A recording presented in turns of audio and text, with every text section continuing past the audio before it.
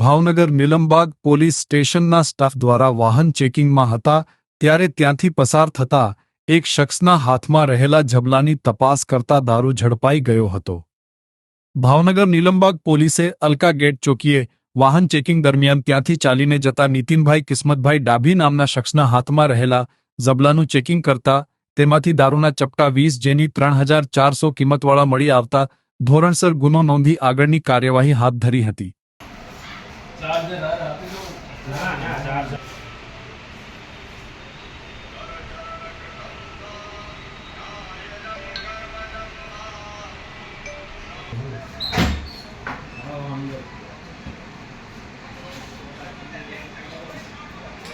Hello મિત્ર, આજે આપણે આવી ગયા છીએ અમન સ્વિચ ગેરમાં રફીકભાઈ પાસે। તેમની મુલાકાત લેવી।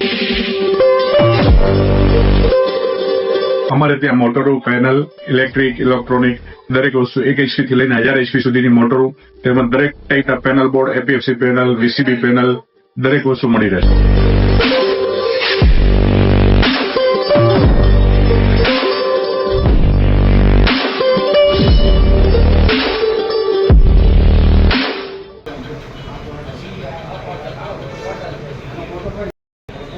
ऊपर दो भाई।